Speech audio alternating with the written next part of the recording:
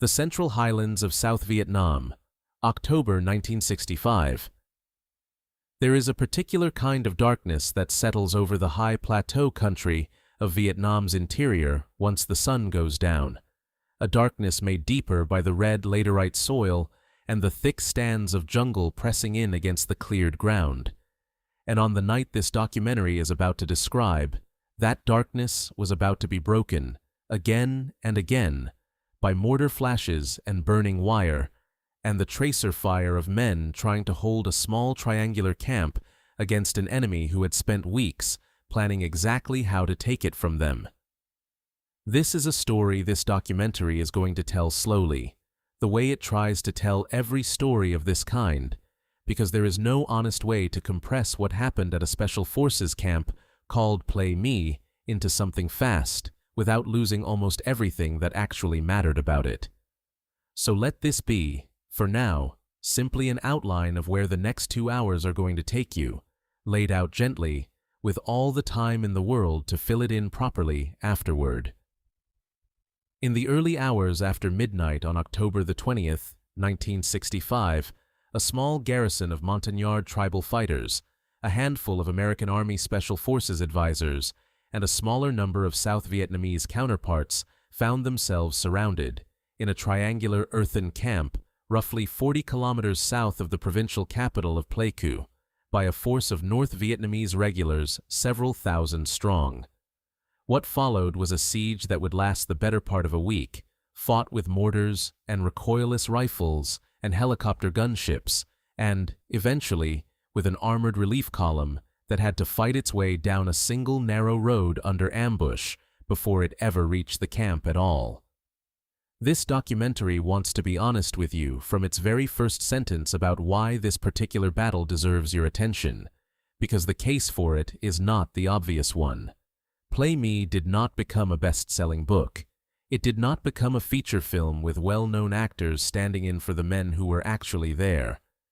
If you have heard of any battle from the autumn of 1965 in the Central Highlands of Vietnam, the battle you have almost certainly heard of is the one that came 3 weeks later, in the valley beneath a mountain called the Chu Pong Massif, a battle now known to history as Drang, chronicled in one of the most widely read accounts of the entire war and later dramatized on movie screens around the world. What this documentary is going to spend the next 2 hours arguing, calmly and without ever needing to raise its voice to make the point, is that the story of Drang does not actually begin in the Drang Valley at all. It begins here, at a small camp most people have never heard of, in a siege that history has largely filed away as a mere prelude, an opening act, the warm-up act before the main performance everyone actually remembers. And there is truth in that framing, as far as it goes. But sit with it for a moment, because framing something as a prelude can, if you are not careful, quietly erase the fact that for the men actually living through it, there was no way of knowing it was a prelude to anything. For the young Special Forces captain commanding that camp, for the Montagnard fighters holding its walls, for the helicopter crews flying into it under fire, October of 1965 at Plei Me was not a warm-up act. It was everything, all at once, with no promise that any of them would live to see whatever came next. Before this documentary goes any further, it wants you to hold one image steadily in your mind, because everything else in the next 2 hours is going to build outward from it. Picture a triangle of raw red earth, cut out of thick highland jungle, ringed with wire and studded with bunkers, small enough that a man could walk its entire perimeter in a matter of minutes. And yet, for 1 week in October of 1965, the single most contested piece of ground in the whole of South Vietnam. Around it, in the darkness beyond the wire, several thousand North Vietnamese soldiers, organized, resupplied, and patient, moving into position over days rather than hours.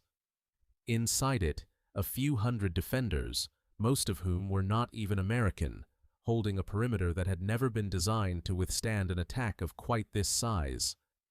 That is the shape of the story this documentary is about to tell, and it is worth sitting with the sheer imbalance of it for a moment before, The narration moves forward because nothing about what follows makes sense without first understanding just how small and just how alone that camp actually was. This documentary is also, in a more specific sense, a story about a new kind of war finding its footing for the very first time. The 1st Cavalry Division, an entirely new formation built around the idea that soldiers could be lifted into and out of battle by helicopter rather than marched or trucked there, had only just finished arriving in the central Highlands that autumn, its advance elements landing in late August, the full division closing into its new base at An Khe barely more than 2 weeks before the siege began. Plei Me would be the first real test, under fire, of whether this new kind of warfare, this vision of an entire division moving by helicopter rather than by road, could actually work against a determined, well-organized conventional enemy rather than against the scattered guerrilla forces the American military had mostly trained to expect. Everyone involved, from the generals down to the pilots, was, in a very real sense, still finding out what this new tool was capable of, and finding out under conditions that gave no one the luxury of a rehearsal. There is also a strategic story sitting underneath all of this, patient and deliberate, and this documentary will walk through it carefully in due course. The North Vietnamese army did not simply stumble into a siege at Plei Me. According to the reconstruction this documentary will lay out later, drawing on the accounts that exist on both sides of that particular ledger, the siege was conceived from the very beginning as bait, not as an end in itself, but as the opening move in a larger plan. Surround an isolated camp, wait for the inevitable relief column that Special Forces doctrine and simple human decency both demanded be sent, and then destroy that column on the road before it ever arrived. It very nearly worked exactly as intended. And there is, running through the middle of all of it, simply the human story, which is where this documentary is always going to spend most of its patience and most of its care. A 24-year-old captain, barely 2 weeks into command of the camp when the siege began, wounded within days of the first shots being fired.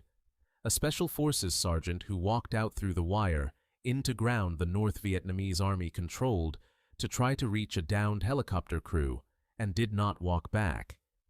A relief force commander who would, within 15 years, be standing in a different desert on the other side of the world, commanding one of the most secretive and storied units the United States Army has ever fielded. These are the men this documentary is going to spend its early chapters sitting with, before it ever returns to lay out, hour by hour, exactly how the siege itself unfolded. So take a slow breath, settle in, and let this documentary do what it always tries to do. Move unhurried through a story that deserves to be told at the pace of the men who actually lived it, rather than at the pace of a headline. The Siege of Plei Me began on a dark October night in the central highlands of Vietnam, and it is, at long last, time to tell it properly.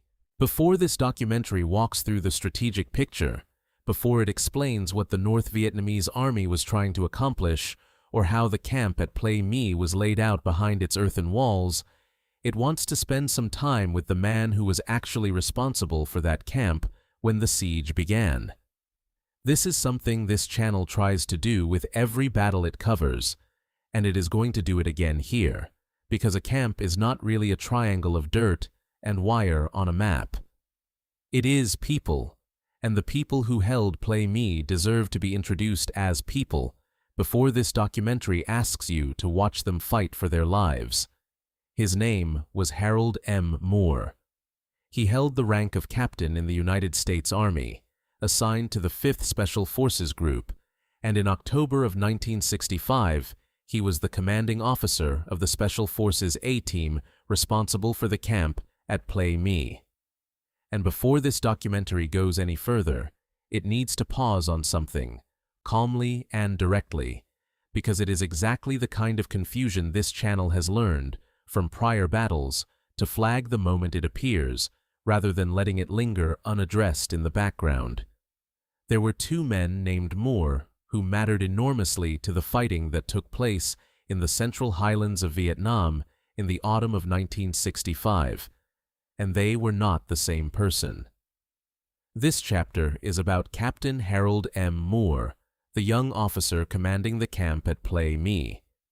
He is not Lieutenant Colonel Harold Hal Moore, who 3 weeks later would command the 1st Battalion, 7th Cavalry, into the valley beneath the Chu Pong Massif, in the battle that became world-famous through the book We Were Soldiers Once, and Young, and the film that followed it. Two different men, sharing a first and last name, serving in the same corner of the same country, in the same autumn of the same year. One of them, a captain running a small special forces camp, the other, a lieutenant colonel commanding an entire air cavalry battalion. It is an easy detail to get tangled, and more than one lower quality account of this period has, in fact, gotten it tangled, folding the two men together as though they were a single figure moving through both battles. They were not. This documentary wants that distinction sitting clearly in your mind before it says another word about either man, because keeping them separate is the only way either of their stories can actually be told honestly. Now, with that settled, back to the man this chapter is actually about. Captain Harold M. Moore had been in command of the camp at Plei Me for only about 2 weeks when the siege began. Sit with that fact for a moment, because it deserves more than a passing mention. 2 weeks is barely enough time to learn the terrain around a camp, to get a working sense of which Montagnard fighters can be trusted to hold which section of the perimeter under pressure, to build the kind of working relationship with a team of special forces sergeants that makes the difference between a unit that panics under sudden fire and one that does not. Moore did not have the luxury of that time. He inherited a camp, a garrison, and a defensive position that other men had built and organized before him, and within roughly 2 weeks of taking command, he found himself defending all of it against a regimental strength assault by the North Vietnamese army, in the dark, with no warning beyond what his own patrols and outposts could give him. By his own account, given afterward, Moore described the garrison under his command in modest, almost understated terms: a small number of American enlisted Special Forces soldiers, and, in his words, approximately 250 Montagnard tribesmen. This documentary will return to that number, and to the wider range of figures other sources give for the camp's total strength when it walks through the order of battle in a later chapter. But it is worth noting here, in the middle of Moore's own story, that when he described his own command, he did not inflate it, and he did not dwell on the American role above the Montagnard fighters standing beside him. He described the men who held that perimeter as they actually were: a small mixed force of Americans and tribal irregulars, dug into a triangle of dirt in the middle of the Highlands, facing an enemy that outnumbered them many times over. On the 4th day of the siege, Moore was wounded by shrapnel. The available sources do not give this documentary a great deal more than that single fact to work with, that a mortar round, or a recoilless rifle shell, or some other piece of North Vietnamese ordnance came close enough to the young captain to put fragments of metal into his body, and that he continued, in some capacity, to be part of the camp's defense afterward. This documentary is not going to pretend to know more about that moment than the sources actually support. It will not invent the exact circumstances, will not put words in Moore's mouth about what he felt or thought in the instant the shrapnel found him, because that kind of invention is exactly the kind of dishonesty this channel has always tried to avoid, even when the honest version of the story is a shorter and plainer one than a more dramatic account might offer. And that plainness is, in fact, the most honest thing this documentary can tell you about Harold M. Moore. Beyond his rank, his unit, the 2 weeks he had held command before the siege began, the approximate size of the garrison he described in his own words, and the wound he took on the 4th day, The available public record does not offer this documentary a fuller portrait of the man, where he was born, what town or family sent him into the army, whether he had a wife waiting for letters from him, or children too young to understand what their father was doing on the other side of the world. What became of him afterward, in the years and decades after Vietnam? None of that has surfaced in the sources this documentary has been able to draw from. A fuller accounting of his life may well exist somewhere in Special Forces archival records, or in the pages of the one dedicated book-length history of this siege, a work this documentary will discuss more fully in its closing chapter. But this documentary does not have access to that fuller record, and it is not going to guess at what it does not know simply to make this chapter feel more complete than it honestly is. This documentary also wants to note, briefly, what it means for a historical record to preserve a man's rank, his unit, and the precise timing of his wound, while leaving so much else unrecorded. It is a pattern this channel has encountered before, in other battles, with other men, and it tends to say less about the individual himself than it does about which kinds of records the military bureaucracy of this era was reliably built to generate and preserve. Official after-action reports, unit rosters, and medical evacuation logs were kept methodically because the Army needed them for its own operational purposes. A young captain's personal letters home, his family's own recollections passed down afterward, the kind of material that eventually makes its way into a full biography, depended instead on private preservation, on a family choosing to keep and eventually share those materials, or on a historian with the resources and the access to go looking for them decades later. Moore's official record survived intact. Whatever personal record might once have existed alongside it simply has not surfaced in the sources available to this documentary, and that gap, this documentary believes, deserves to be named honestly rather than quietly smoothed over. What this documentary can tell you, with complete confidence, is this. A 24-year-old captain, barely settled into a command he had held for only 2 weeks, was woken in the dark hours of an October night by the opening rounds of a siege that would last most of a week, was wounded doing his job on its 4th day, and by every indication in the sources available, continued doing that job anyway.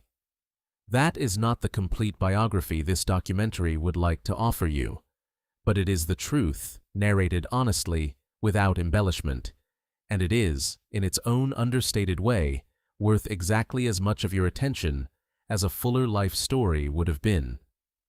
A man does not need a hometown and a childhood on the record for his 2 weeks of command, and the 4 days that followed, to have mattered.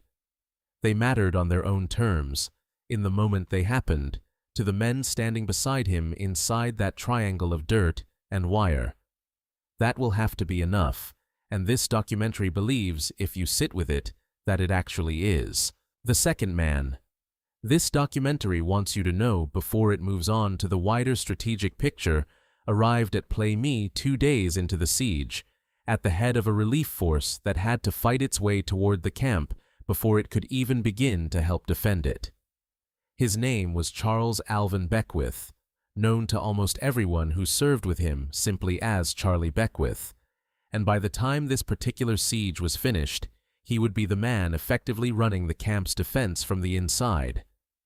Beckwith arrived as a major commanding officer of what the Army's records call Detachment B-52, a special forces unit better known, under a different, quieter name, Project Delta, a long-range reconnaissance and special operations formation built to operate deep and dangerous, well outside the more conventional patterns of the wider war. When Plei Me came under siege, Beckwith organized and personally led an airlift of roughly 175 men, drawn from the 91st Airborne Ranger Battalion of the South Vietnamese Army, into a landing zone several kilometers from the camp, and from there fought his way, on foot, through contested ground, until his force finally reached the perimeter and pushed inside. Once there, Beckwith did not simply reinforce the existing chain of command. He effectively took over, becoming the man most directly responsible for organizing and directing the camp's defense for the remainder of the siege. This documentary will walk through exactly how that fighting unfolded, hour by hour, in a later chapter. For now, it wants to sit with Beckwith himself, because few figures in this entire story carry as much weight, both in what came before Plei Me and in what came, remarkably, afterward. According to at least one source describing this period, Beckwith received a congratulatory telephone call from President Lyndon Johnson himself after news of the relief effort reached Washington. This documentary wants to flag that particular detail honestly, rather than simply repeating it as settled fact, because it appears in only a single source among the material available, and a claim of that specificity, a sitting president personally telephoning a major in the middle of a war zone, is exactly the kind of detail that deserves a moment of caution before this documentary hands it to you as established truth. It may well be true. Lyndon Johnson was, by every account of his presidency, a man who paid close and often personal attention to the war he had inherited and then dramatically escalated, and a gesture like a congratulatory call to a relief force commander would not be out of character for him. But this documentary would rather tell you plainly that the claim rests on a single source than dress it up as more certain than it actually is. What is far better documented and far more consequential to the story of the U.S. military as a whole is what Charlie Beckwith went on to do after Vietnam. In the years that followed his service in Southeast Asia, Beckwith became convinced from first-hand observation of British Army Special Air Service operations during an exchange posting that the United States military needed a comparable capability of its own, a small, highly trained, extraordinarily selective unit built for hostage rescue, counterterrorism, and the kind of missions that fell outside the boundaries of conventional special forces doctrine altogether. He spent years pushing for that idea against considerable institutional resistance, and in November of 1977, he got it. The unit he built and commanded is known today as Delta Force, formerly the 1st Special Forces Operational Detachment Delta, and it remains, more than half a century after Beckwith first argued for its creation, one of the most secretive, most selective, and most storied special operations units the United States Army has ever fielded. 3 years after Delta Force was formally activated, Beckwith commanded it in the operation for which he is now most widely remembered. Operation Eagle Claw, the April 1980 attempt to rescue American hostages held inside the United States Embassy in Tehran, following the Iranian Revolution. The mission failed, catastrophically and publicly, when a series of mechanical failures and a helicopter collision in the Iranian desert forced the operation to be aborted before it ever reached the embassy, killing 8 American servicemen in the process. It remains, to this day, one of the most painful and closely studied failures in the history of American special operations, and Beckwith's own candid, unflinching account of what went wrong, published afterward, became required reading for a generation of officers trying to understand how an operation staffed by some of the most capable soldiers in the world could still come apart so badly in execution. The line running from a Special Forces major fighting his way into a besieged camp in the central highlands of Vietnam in October of 1965, through years of institutional argument to a helicopter wreck in the Iranian desert 15 years later, is one of the more remarkable individual arcs this channel has ever had occasion to trace across a single documentary. But this documentary is not going to leave Charlie Beckwith's story sitting only in that heroic register, because the historical record, examined honestly, does not actually let it sit there uncomplicated. A published review of the one dedicated book-length history of this siege, J. Keith Saliba's Death in the Highlands, offers a considerably less flattering assessment of the man, describing him, in the reviewer's own words, as a flawed and thin-skinned leader who was greatly impressed with himself. That, is a sharp, pointed characterization, and this documentary is not going to soften it, and it is also not going to simply discard it in favor of the more heroic popular framing that has attached itself to Beckwith over the decades since. The founder of Delta Force framing, the man who fought his way into Plei Me framing. This documentary finds it worth noting, too, that the same personality traits critics have pointed to as flaws, an outsized confidence in his own judgment, an apparent need to be the center of whatever room or battlefield he occupied, are frequently the very same traits that make a certain kind of unconventional soldier effective in exactly the circumstances Beckwith kept finding himself in throughout his career. Building an entirely new special operations unit from nothing against sustained institutional skepticism requires a level of stubborn self-belief that a more modest, more conventionally likable officer might never have sustained through years of bureaucratic resistance. Fighting a relief force through contested ground to reach a besieged camp, and then simply assuming command of its defense on arrival, requires exactly that same kind of unshakable confidence in one's own judgment, deployed at a moment when hesitation could have cost lives.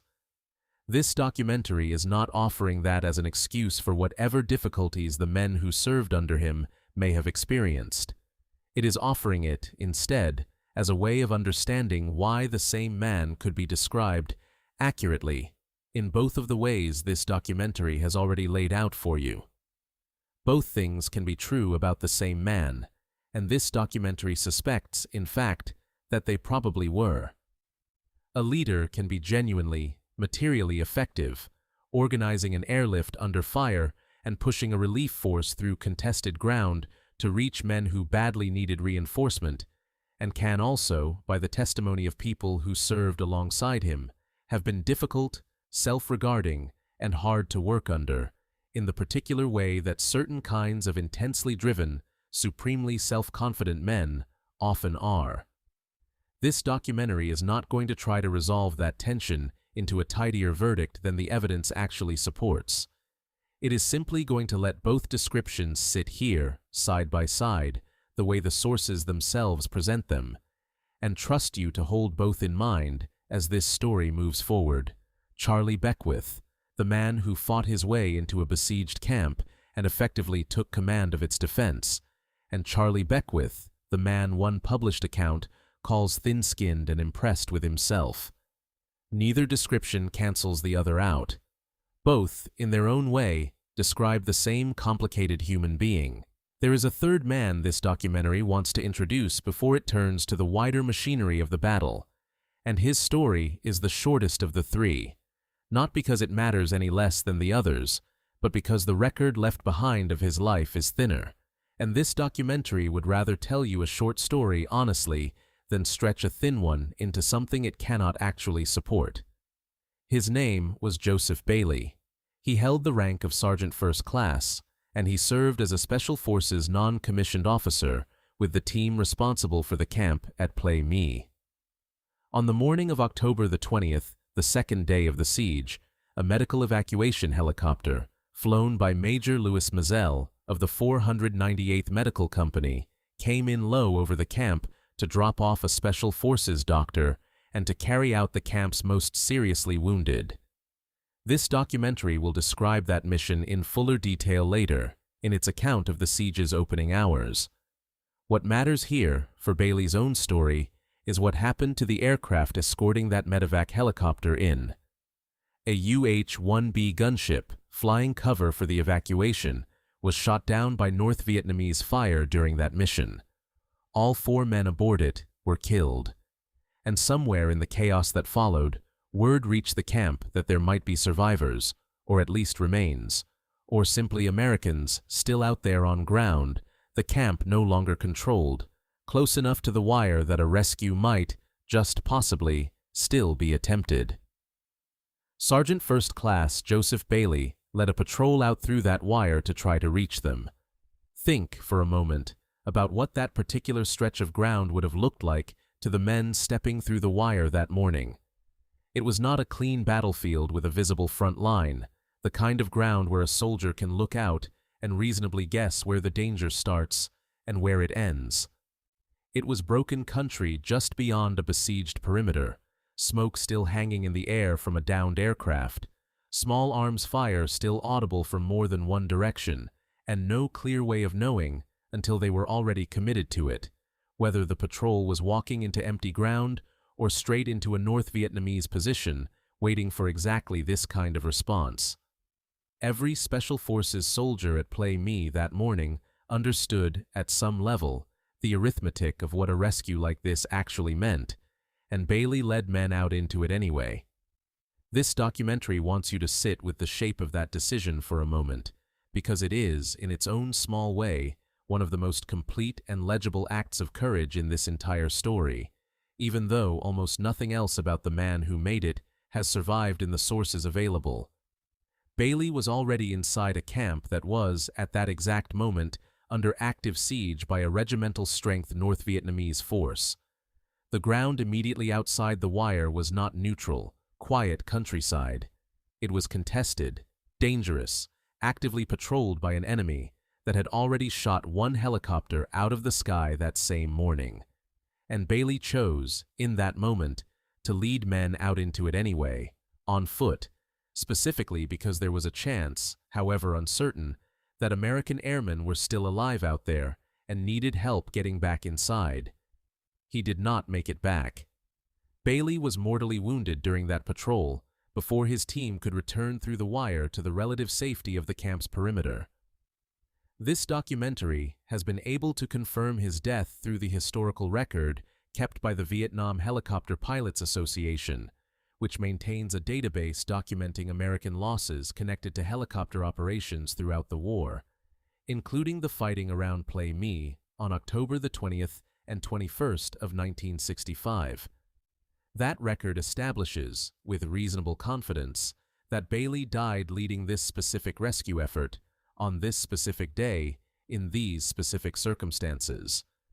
What it does not give this documentary, and what no other source available for this project has been able to supply either, is very much beyond that.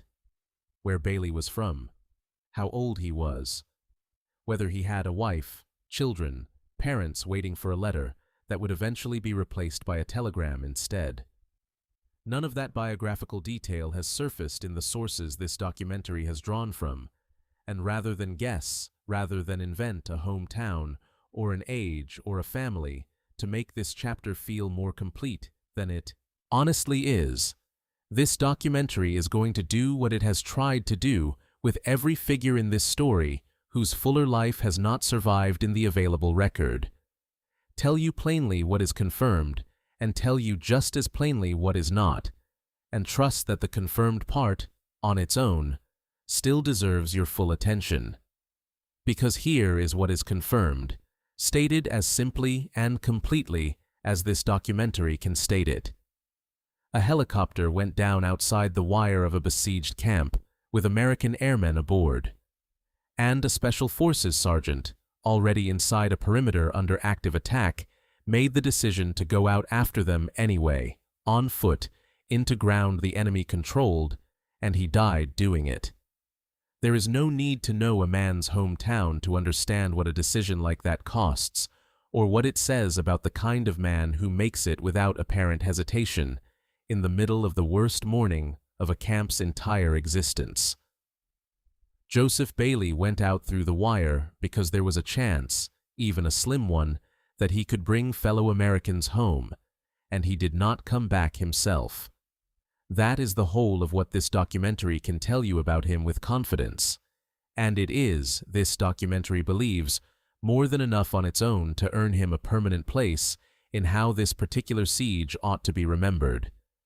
This documentary has looked, and looked again, for something more to give you here, some detail of a childhood, a unit photograph, a letter home that survived in a family's keeping, the kind of small human anchor this documentary has been able to offer for other men in other battles it has told.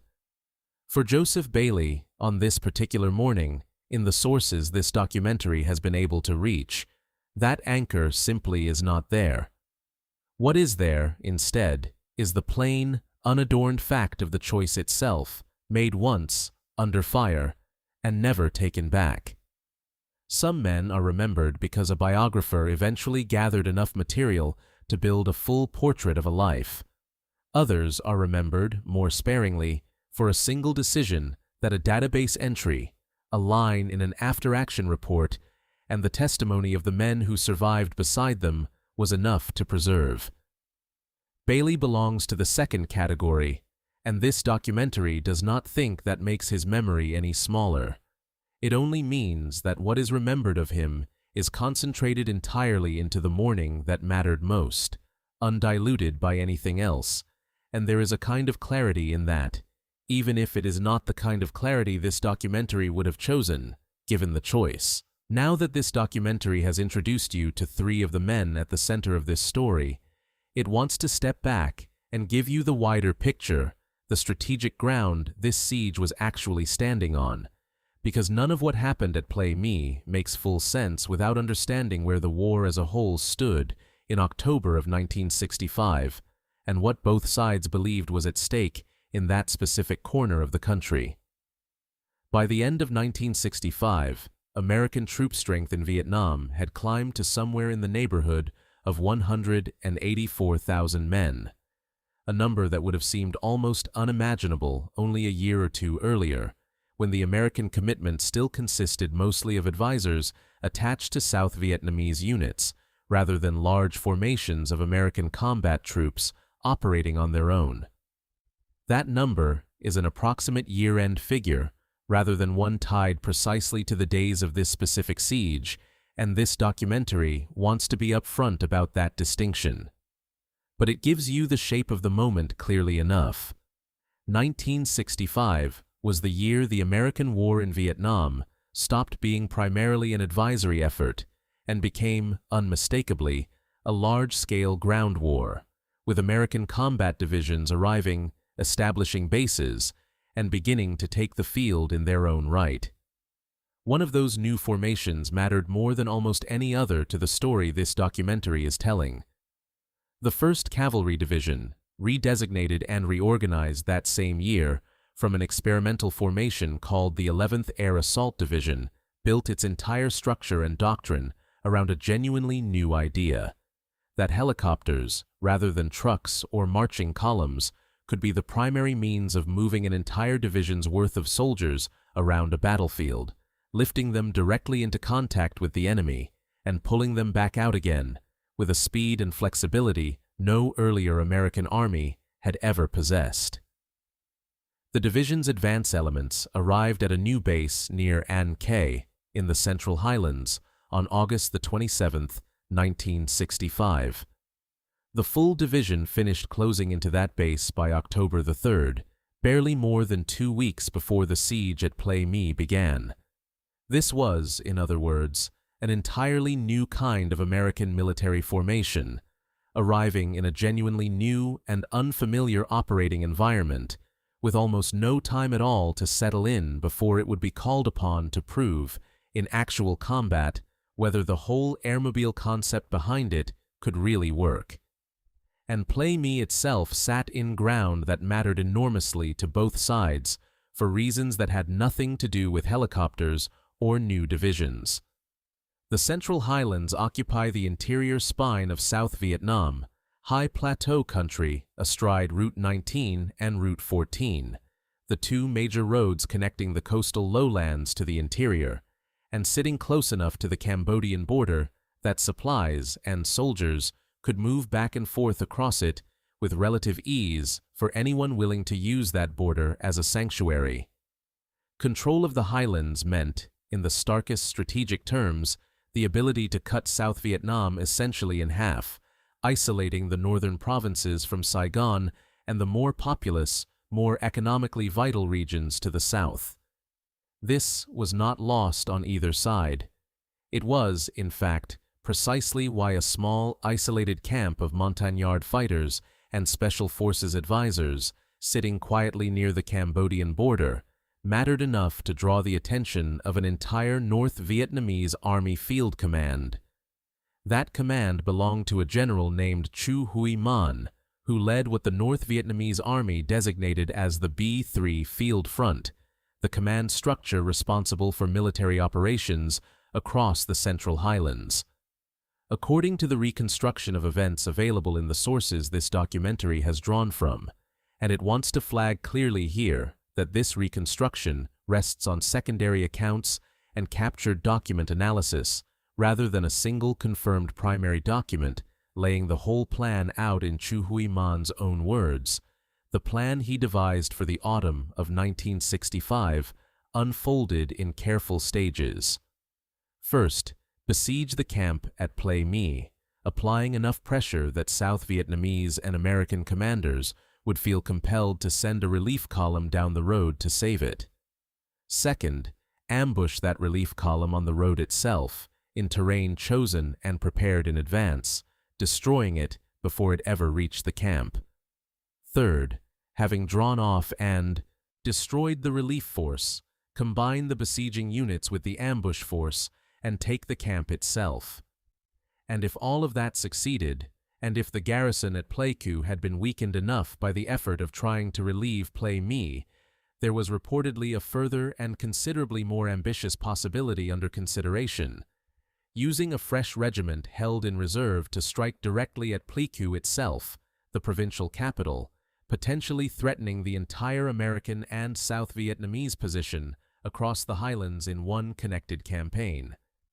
This documentary wants to be honest, again, about how confident it can be in that fuller version of the plan. The core of it, using Plei Me as bait to draw out and destroy a relief column, is well supported across multiple sources, and does not appear to be seriously disputed by historians who have studied this period closely. It is, in fact, probably the single most defensible strategic claim this documentary is going to make across its entire runtime.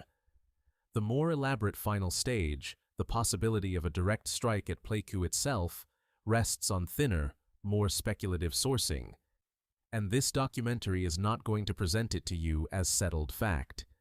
It is presenting it, instead, exactly as the sources present it, as the outer, more ambitious edge of a plan whose core elements are well established and whose furthest possibilities remain somewhat more uncertain. It is worth pausing, too, on what an entirely new kind of division actually meant in practical terms for the soldiers living inside it that autumn, because the phrase airmobile doctrine can sound, from a distance, like an abstract piece of military theory rather than something that reshaped the daily experience of tens of thousands of individual men.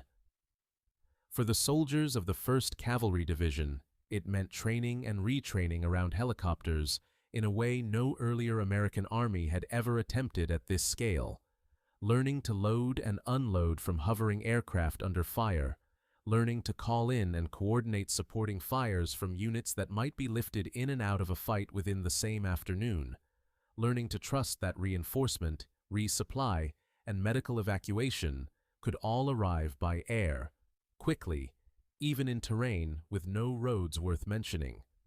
All of that training had been conducted, for the most part, on ranges and in exercises back in the United States. October of 1965 in the Central Highlands was the first time any of it would be tested against a real, determined, well-organized enemy, with real stakes attached to every part of it that did or did not work as designed.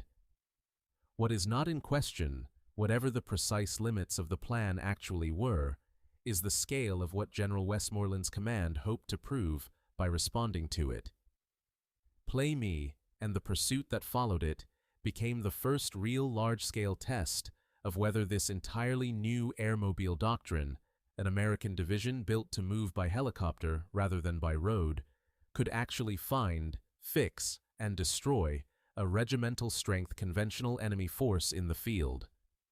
Everything this documentary is about to walk you through, the siege itself, the relief column's ordeal on the road, and the pursuit that followed it all the way to the base of the Chu Pong Massif, was, in a very real sense, a live experiment in a new form of warfare, conducted under conditions that offered no do-overs for the men actually living inside it. Before this documentary can walk you through the hours of the siege itself, it needs to describe the camp where all of it took place, because ground shapes battle in ways that are easy to forget when you are simply told the outcome. This documentary wants you to actually be able to picture Plei Me the way the men who defended it would have seen it before the shooting started. The camp sat roughly 40 kilometers south of Pleiku, the provincial capital and the seat of American and South Vietnamese command authority across the Central Highlands, and it sat, just as importantly, less than 20 miles from the Cambodian border, close enough that anyone moving supplies or reinforcements across that border into South Vietnam could reach the area around Plei Me without an especially long march. This was not an accident of placement. Special forces camps of this kind were deliberately sited in exactly this sort of remote, border-adjacent terrain, built specifically to keep watch over infiltration routes that ran from sanctuaries across the border into the populated lowlands beyond. Plei Me existed, in the most basic sense, because someone needed eyes and a fighting presence in country that was otherwise almost entirely uncontested. The camp itself had been established in October of 1963, 2 full years before the siege this documentary is telling you about, as part of the wider Civilian Irregular Defense Group program, the CIDG program, through which American Special Forces advisors organized, trained, armed, and led local irregular forces, most often drawn from Vietnam's ethnic minority hill peoples, in the defense of exactly this kind of remote outpost. At Plei Me, those local forces were drawn overwhelmingly from the Jarai people, one of the largest of the Montagnard ethnic groups native to the Central Highlands, a people with their own distinct language, culture, and history in this landscape that long predated the arrival of either the French or the Americans, and whose fighters made up the overwhelming majority of the camp's actual manpower on the ground. It is worth pausing here on that word, montagnard, because it is a French term meaning simply mountain people, applied broadly by French colonial administrators to the various distinct ethnic groups living across Vietnam's highland interior, and it is the term that survives most commonly in the English-language military records this documentary has drawn from. The Jarai people themselves, along with the other Montagnard groups scattered across this same terrain, had lived in these highlands for centuries before either the French or the Americans arrived, organized around their own villages, their own agricultural rhythms, and their own long, complicated relationship with the lowland Vietnamese populations to the east, a relationship that was not always an easy or an equal one. By 1965, many Jarai villagers had been drawn into the American war effort through exactly this kind of CIDG arrangement, trained and armed by Special Forces advisors, fighting a war that was not, in its origins, entirely their own, defending a patch of ground that nonetheless sat squarely in the middle of their own ancestral homeland. This documentary wants that context sitting quietly in the background as it describes the camp's defense, because the Jarai fighters who held that perimeter were not simply auxiliaries supporting an American mission. They were, in the truest sense, defending their own highlands. Picture the camp's shape now, because it was distinctive, and it mattered.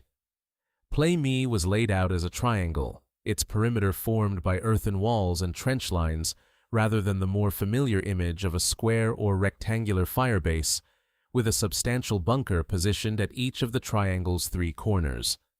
This was a deliberate defensive geometry, not an accident of terrain. Bunkers positioned at the corners of a triangular perimeter, rather than spaced evenly along a square or rectangle, can cover the ground in front of each adjoining wall with overlapping, interlocking fields of fire, meaning that an enemy attacking any single face of the perimeter would find himself caught not just in fire coming directly at him, but in fire angling in from the flanking bunkers on either side as well. It was a design built around the assumption, correct as it turned out, that this camp would eventually be attacked by a determined and numerically superior enemy, and that its small garrison would need every advantage careful engineering could give it. Surrounding that triangular earthen wall ran belts of barbed wire, layered and staked out in front of the trench lines, designed to slow and channel any attacking force into the pre-registered killing zones the defenders had already sighted their weapons on.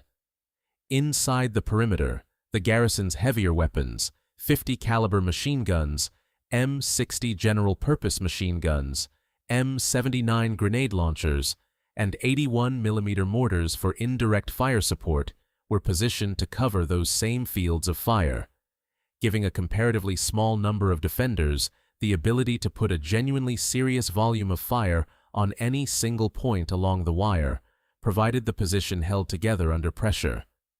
Just outside the wire itself, on the perimeter's southwestern side, ran a laterite airstrip, a simple unpaved runway cut into the same reddish soil that colors so much of the Highlands interior, and that airstrip would matter enormously to everything that happened over the following week, because it was the camp's one direct physical connection to the outside world, the strip that helicopters would use to bring in reinforcements, evacuate wounded, and, on at least one occasion, this documentary will describe in careful detail, become the site of one of the siege's most costly single episodes. This documentary also wants you to picture the ordinary daily rhythm of a camp like this before it walks you into the extraordinary week that broke that rhythm entirely, because a Special Forces camp in 1965 was not simply a fighting position waiting for an attack that might never come. It was a small, functioning community, a place where wounded villagers from the surrounding countryside might be brought for treatment by the camp's medics, where local intelligence about enemy movement filtered in through informal channels built over months of patient relationship building between the American advisors and the Jarai families living nearby, where the daily routine of resupply flights, patrol rotations, and radio checks with higher headquarters gave the camp's small garrison a sense, however fragile, of being connected to something larger than themselves. That ordinary rhythm is worth holding in mind, because it is precisely what the opening hours of the siege were about to shatter. This, then, was the ground, a triangular earthen fort with interlocking bunkers at its corners, wrapped in wire, defended by a mixed garrison of American Special Forces advisors, South Vietnamese counterparts, and Jarai Montagnard fighters, sitting in isolated border-adjacent country 40 kilometers from the nearest major friendly garrison, with a single laterite airstrip as its lifeline to reinforcement and rescue. It was not, on paper, an especially imposing position against a regimental strength conventional force. What made it hold, when the moment came, had far less to do with the earthen walls than with the men standing behind them, and this documentary is about to show you exactly what that meant once the North Vietnamese army finally moved.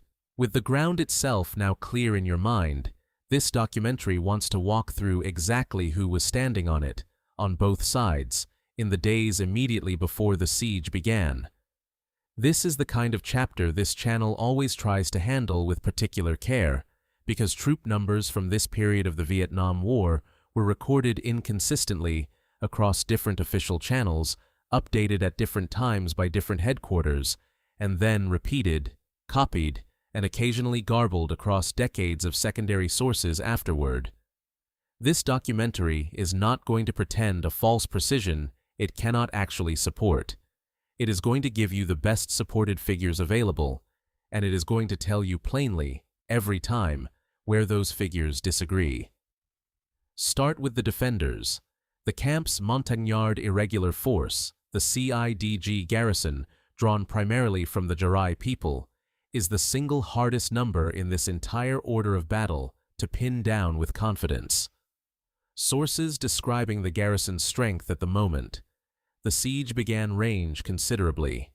Some place the figure as low as 250, a number that lines up closely with Captain Moore's own account, describing his command as himself, a small number of enlisted Special Forces soldiers, and approximately 250 tribesmen. Other sources place the number closer to 300 defenders actually present and fighting once the siege was underway. Still others, including the info box figures used by some of the more heavily cited general reference sources on this battle, place the total closer to 400, or even as high as 450.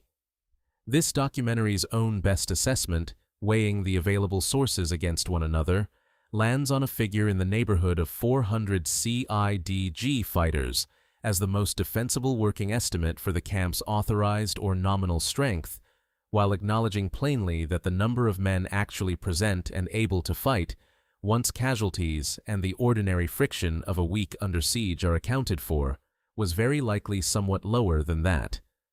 This documentary is telling you this range honestly, rather than picking a single number and presenting it to you as though no dispute existed, because that dispute is real, and pretending otherwise would not serve you well. The American Special Forces contingent is easier to state with confidence. 12 U.S. Army Special Forces soldiers were assigned to the team at Plei Me, of whom 10 were actually present in the camp at the moment the siege began, the standard organizational size for an A-team detachment of this kind. Alongside them stood 14 South Vietnamese Special Forces soldiers, drawn from what was known as the LLDB, the Luc Luong Dak Biet, South Vietnam's own Special Forces branch, serving as counterparts and, at least in theory, as the officers with ultimate host nation authority over the camp, even as the American advisors did much of the practical work of training, organizing, and, when the moment came, directing its defense. This documentary should note, briefly and without dwelling on it, that the exact numerical designation of the Special Forces detachment responsible for Plei Me is itself disputed across the available sources, with some sources referring to it as Detachment A217, others connecting it to A255, reporting through a higher headquarters designated B25 at Pleiku, and at least one source, of considerably lower reliability than the others this documentary has drawn from, offering a designation that appears nowhere else in the historical record and looks very much like an error. This documentary is not going to build its narration around a specific detachment number it cannot confirm with confidence. What matters, and what is not in dispute, is that this was a standard-sized Special Forces A-team, 12 Americans assigned, 10 present, working alongside 14 South Vietnamese counterparts and several hundred Montagnard irregulars. Now turn to the other side of the wire. The North Vietnamese Army committed 2 full regiments to this operation, operating under the overall command of General Chu Huy Man's B-3 Field Front. The 33rd Regiment carried out the encirclement and the direct siege of the camp itself, the unit responsible for the mortar bombardment, the ground probes, and the sustained pressure. This documentary is about to describe in detail.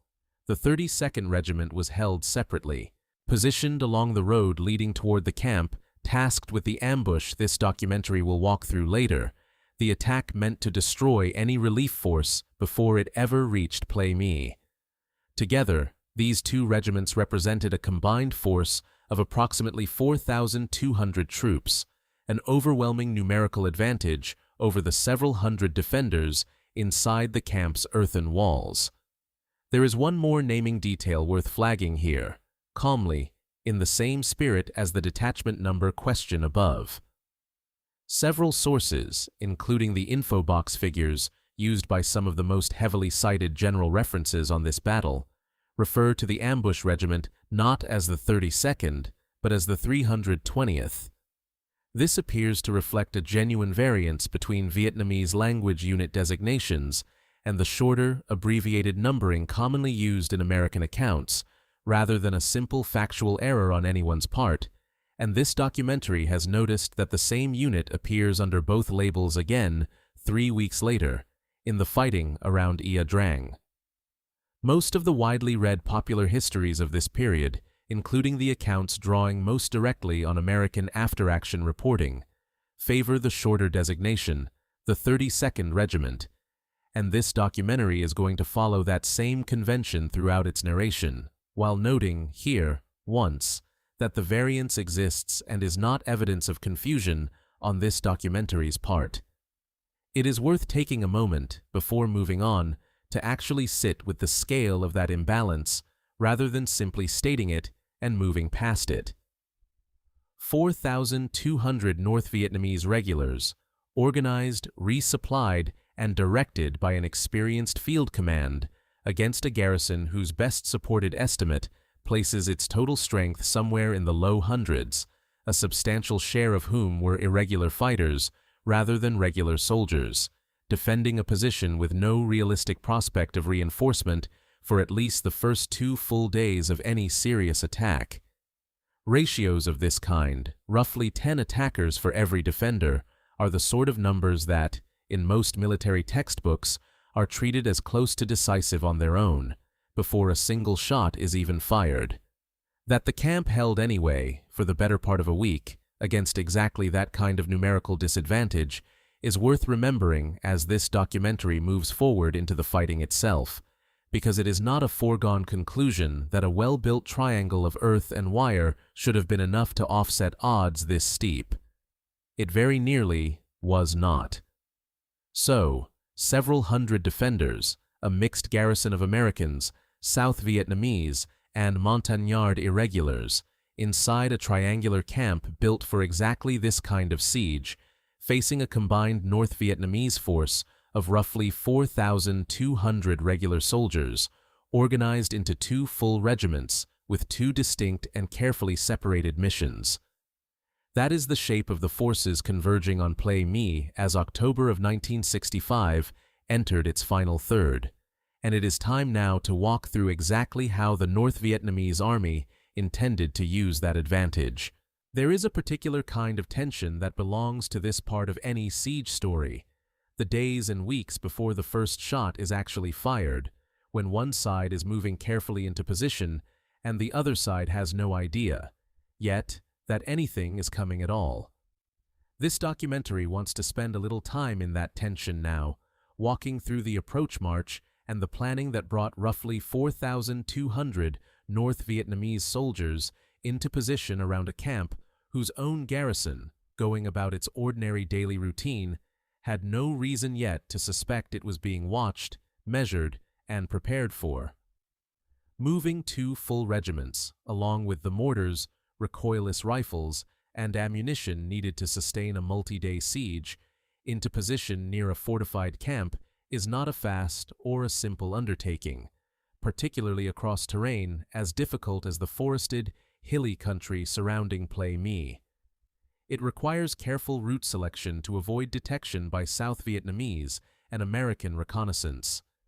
It requires resupply caches positioned in advance along the approach, because a regiment on the move cannot easily carry everything it will need for a week of sustained combat on its back alone. It requires reconnaissance of the target itself, patient observation of the camp's routines, its patrol patterns, the timing of its resupply flights, so that the attacking force can strike with the maximum possible advantage of surprise. None of this happens in a single night. This documentary wants you to hold in your mind, as it walks through the days that follow, the image of that slow, deliberate approach, soldiers moving quietly through Highlands terrain for days or weeks beforehand, patient in a way that only an army with no fixed timetable and no need to answer to anyone else's clock can afford to be. This documentary wants to dwell, for just a moment longer, on what that patience actually cost, and what it actually required, because it is easy, from the comfortable distance of retelling, to treat an army's approach march as a kind of administrative detail, a line on a timeline rather than a lived experience. It was not administrative for the soldiers doing it. It meant days of movement through country with no roads to speak of, carrying mortar tubes and recoilless rifles and crate after crate of ammunition on foot, or on the backs of porters, through jungle and across streams, sleeping rough, eating whatever could be carried or foraged, all of it done as quietly as several thousand men and their equipment can possibly be moved, because the entire plan depended on arriving at Plei Me with the element of surprise still intact. Discipline of that kind, sustained over days, by soldiers who had no idea, from one hour to the next, whether their approach had already been spotted, is its own quiet form of endurance, and it deserves at least a sentence of acknowledgement here before this documentary turns to describing what that endurance was actually spent achieving. The plan itself, as this documentary described in an earlier chapter and wants to lay out here in slightly fuller detail, unfolded in 3 connected stages, each one dependent on the success of the stage before it. The first stage was the siege itself. Surround Plei Me. Apply sustained pressure through mortar bombardment and infantry probes, and do it convincingly enough that South Vietnamese and American command would feel compelled to respond. This was not, in General Chu Huy Man's calculation, actually about taking the camp quickly. It was about creating an obligation. Special Forces doctrine and simple human decency toward men under fire meant that a besieged camp like Plei Me could not simply be written off and left to fall. Someone would have to come. The siege existed, at least in its opening design, to guarantee that someone would. The second stage was the ambush. Once a relief column was committed, moving down the single road connecting Pleiku to the camp, it would be vulnerable in exactly the way a besieged camp behind earthen walls was not, strung out along a narrow route, its armor and infantry separated by the terrain itself, unable to bring its full combat power to bear all at once against an enemy who had chosen the ground in advance and prepared it accordingly. The 32nd Regiment, positioned along that road well before the relief column ever set out, existed for exactly this purpose, to let the column advance into a prepared kill zone and then destroy it piece by piece before it ever reached the camp it was trying to save. The third stage depended on the first 2 actually working. If the relief column could be destroyed, or badly enough mauled on the road, the 32nd Regiment could then turn and combine with the 33rd Regiment already surrounding Plei Me, bringing overwhelming combined force against a camp that, by that point, would have been fighting alone for days, its ammunition dwindling, its wounded mounting, with no realistic prospect of outside help arriving in time. And there was, as this documentary noted earlier, a further and more ambitious possibility sitting beyond even that third stage, one this documentary wants to treat with appropriate caution given the thinner sourcing behind it. If events unfolded favorably enough, if the garrison at Pleiku had been sufficiently drawn down and weakened by the effort of trying to relieve Plei Me, a fresh North Vietnamese regiment held in reserve, the 66th, might be committed directly against Pleiku itself, the provincial capital and the seat of American and South Vietnamese command across the entire Highlands region. This documentary is not going to tell you that this final stage was a certainty or even a fully settled part of the plan as it existed on paper. It is telling you that it appears, in the secondary accounts and captured document analysis available as a real possibility under consideration, the outer, most ambitious edge of a campaign whose opening stages were about to unfold with almost mechanical precision. Because the North Vietnamese army did not, in the end, need to reach that most ambitious final stage to succeed at what actually mattered most. The siege alone, and the ambush that followed it, came close enough to working exactly as designed that this documentary is now going to walk you, hour by hour, through exactly how close that was.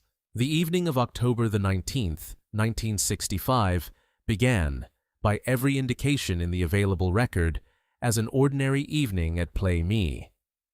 This documentary wants to sit with that ordinariness for a moment before it describes what came after, because there is something worth remembering about how sieges actually begin, in real life, as opposed to how they are sometimes remembered afterward.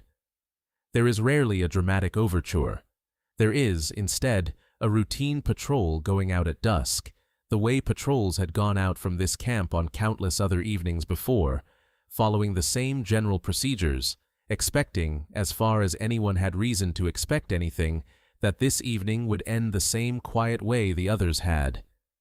At around 7 o'clock that evening, a Montagnard patrol operating in the vicinity of the camp was ambushed. This documentary does not have a detailed account of exactly how that initial contact unfolded, how many men were in the patrol, or precisely what they encountered before the shooting started.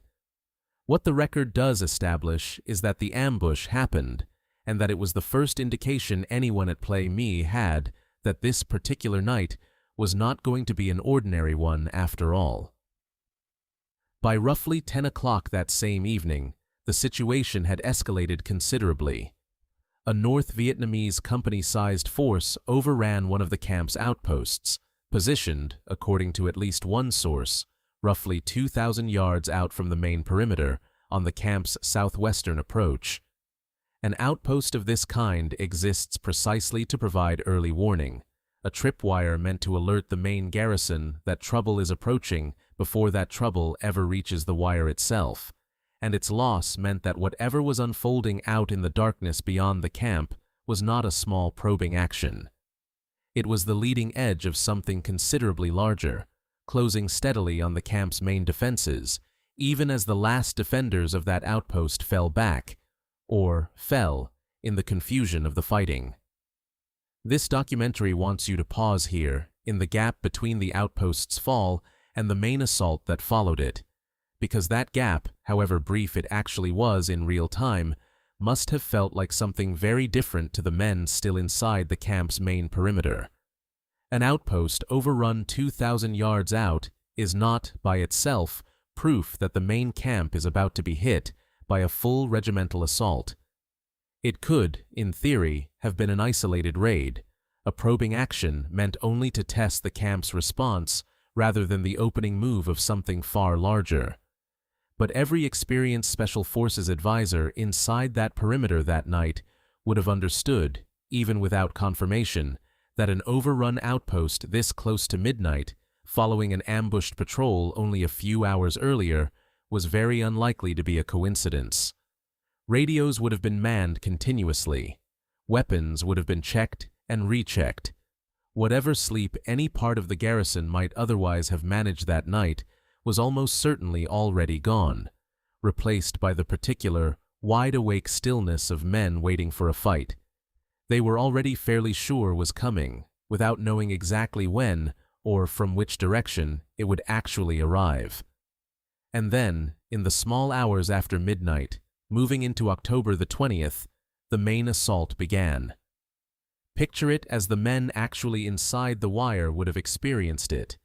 The sudden concussion of incoming mortar rounds, the flatter, harder crack of recoilless rifle fire finding the perimeter's bunkers and trench lines, and beneath all of it, the deeper, more immediate fear of North Vietnamese infantry moving forward under that covering fire, probing the wire itself from the north, the west, and the east simultaneously, testing for any weak seam in the defense that could be pushed through and exploited. This was not a raid.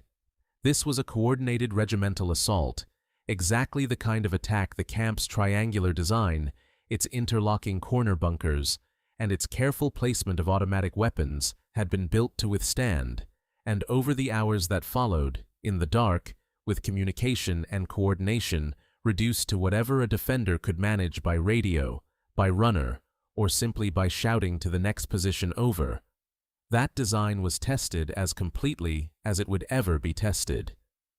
American air power began responding as quickly as the darkness and the weather allowed. The first airstrikes arrived on station in the early hours of October the 20th.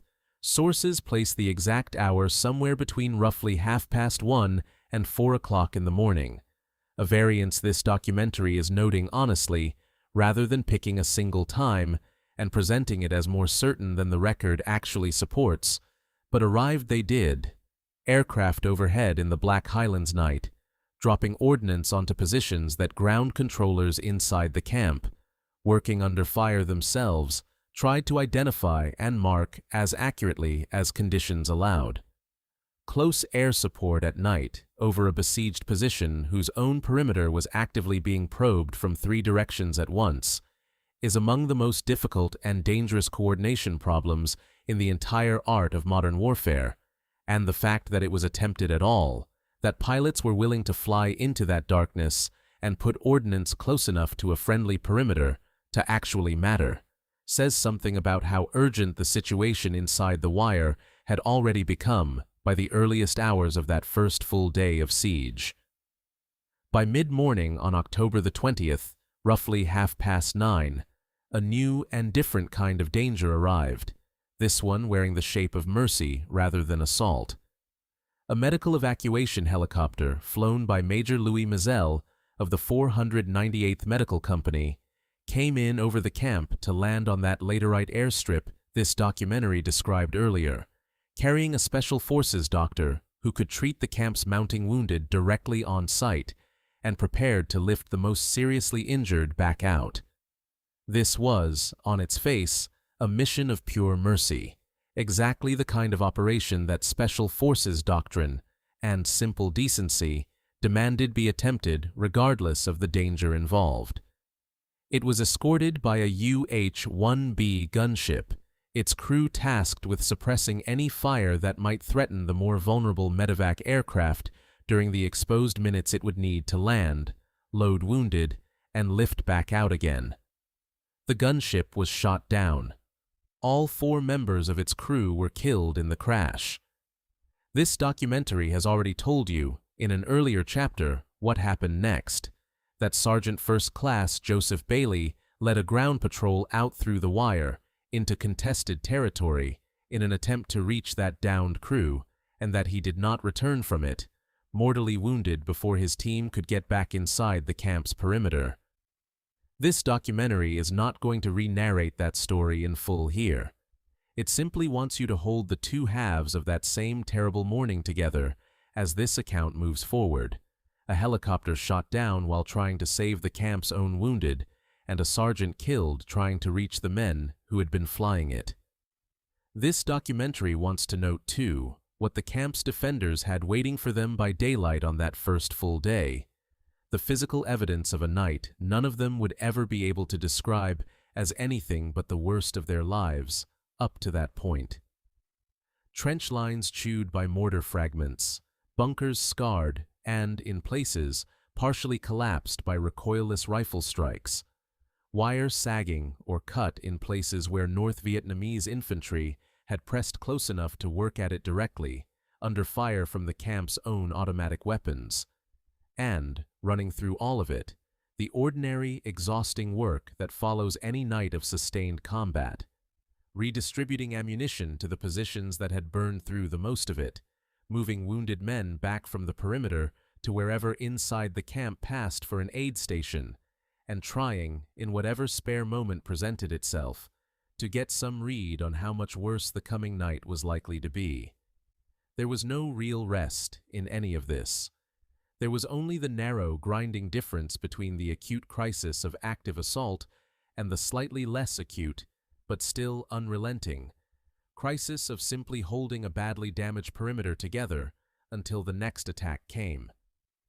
By the close of October the 20th, then, less than 24 hours into a siege that had begun with what looked, at 7 o'clock the previous evening, like an ordinary patrol heading out at dusk, Plei Me had already absorbed an overrun outpost, a full-scale regimental assault against its main perimeter, a night's worth of close air support flown in genuinely difficult conditions, a downed helicopter with its entire crew killed, and a rescue patrol that cost the life of the man who led it. And the siege, at that point, was barely getting started.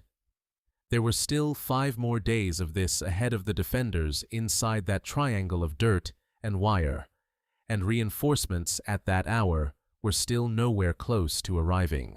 On October the 21st, the second full day of the siege, help finally began to move toward Plei Me, and this documentary wants to walk through exactly what that help looked like, because it did not arrive the way relief arrives in a film, a column crashing dramatically through the gates in a single triumphant moment. It arrived slowly, in stages, fighting for every kilometer of ground it covered, and the man leading that first stage of it was the same Major Charlie Beckwith. This documentary introduced you to earlier. Beckwith organized an airlift of roughly 175 men, drawn from 2 companies of the 91st Airborne Ranger Battalion of the South Vietnamese Army, into a landing zone several kilometers from the besieged camp. This was, in itself, a considerable undertaking. Helicopters carrying troops into a landing zone anywhere near an active regimental strength siege risk drawing fire the moment they come into range, and a landing zone chosen several kilometers out rather than directly inside the camp's own perimeter reflects a deliberate calculation.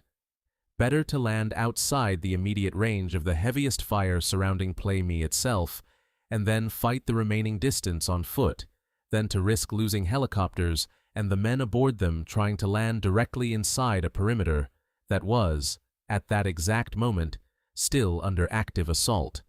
So that is what Beckwith's force did. They landed, formed up, and began moving overland toward the camp, through terrain that offered the North Vietnamese besieging force ample opportunity to intercept them before they ever arrived. This documentary wants you to picture that advance honestly. Not a quick dash across open ground, but a slow, contested push through country where every tree line and every rise in the terrain might be holding an enemy position, where the Rangers moving forward had no guarantee that the ground ahead of them was any safer than the camp they were trying to reach. It took the better part of a full day. By the morning of October the 22nd, roughly around 10 o'clock, Beckwith's force finally fought its way into the camp itself, breaking through to reinforce a garrison that had, by that point, been under siege for more than 48 hours. Once inside, Beckwith did not simply hand his men over to the existing chain of command and wait for instructions. He took over. This documentary described, in an earlier chapter, the tension in how Beckwith himself has been remembered, celebrated in some accounts, as the man who fought his way in and saved the camp, described in one published review of the dedicated history of this siege as a flawed and thin-skinned leader who was greatly impressed with himself. Both descriptions belong, in this documentary's judgment, to the same moment. A man supremely confident in his own judgment, arriving at a camp in crisis, and simply assuming direct control of its defense, because he believed, evidently without much hesitation, that he was the man best equipped to run it. Whatever else can be said about that kind of self-assurance, it does appear, from the available record, to have worked. The camp held. This documentary wants to pause, briefly, on the human logistics of what Beckwith's arrival actually meant for the camp, beyond simply adding roughly 175 more rifles to the defense. A camp that has been fighting alone for 2 full days develops its own exhausted rhythm, its own informal chain of who is making which decisions under pressure, its own accumulated understanding of where the North Vietnamese pressure has been heaviest and where it has been comparatively light. An outside force arriving into the middle of that rhythm, however welcome, is also, inevitably, a disruption to it, a new command structure imposing itself over men who had already been improvising their own for 2 days under fire. That Beckwith's assumption of control appears, from the available record, to have gone smoothly enough to actually strengthen the defense, rather than fracturing it through friction between the existing garrison and the newly arrived Rangers, says something in his favor that even his harshest critics have not seriously disputed. Not without further cost, though. At some point during this stretch of the siege, defenders inside Plei Me mounted a sortie, a counterattack pushed out beyond the wire itself, apparently intended to relieve pressure on the perimeter or to disrupt North Vietnamese positions that had drawn uncomfortably close to the camp's walls. That sortie was thrown back, with heavy losses among the men who took part in it. This documentary wants to be careful here, in the same spirit it has tried to maintain throughout this entire account. One figure appearing in the available sources describes 14 dead resulting from this specific action outside the wire. But this documentary's own research raises a real possibility that this particular figure may actually be a misattributed total, a number properly belonging to the broader campaign's cumulative CIDG casualties rather than to this one sortie in isolation. It is presenting that figure to you, therefore, with real caution attached to it. A sortie was mounted, it was repulsed with heavy losses, and the specific death toll most commonly cited for it may not, on closer inspection, actually belong to this one action alone. This documentary would rather tell you that its confidence is limited than hand you a precise number dressed up as more certain than it is. What is not in doubt is the shape of these 2 days as a whole. A relief force, organized and led by a man whose own personality remains genuinely contested in the historical record, fought its way overland through contested ground to reach a camp that had already survived a night of regimental assault, a downed helicopter, and a fatal rescue patrol, took over that camp's defense on arrival, and then absorbed further losses in at least one sharp engagement outside the wire before the siege was anywhere close to finished. Plei Me, by the close of October the 22nd, had now been reinforced. It had not yet been relieved. Those are two very different things, and the difference between them is exactly what the next chapter of this story is about, because the column that was actually supposed to lift the siege entirely, moving up the road from Pleiku with armor and heavy firepower behind it, had not yet even reached the halfway point of its own journey, and the North Vietnamese army had spent considerably longer preparing for that column's arrival than anyone inside Plei Me yet fully understood. While Beckwith's Rangers were still fighting their way into the camp, and while the defenders inside Plei Me were absorbing the cost of the sortie this documentary has just described, a much larger force was assembling at Pleiku, preparing to do what everyone on both sides of this siege had understood, from its very first hour, was eventually going to have to happen. A besieged Special Forces camp cannot save itself indefinitely against a regimental strength enemy.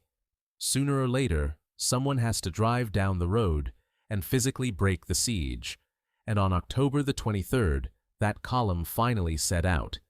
It was designated Task Force Ingram, and it was, by any measure, a considerably more substantial force than the lightly equipped ranger companies Beckwith had led in on foot 2 days earlier.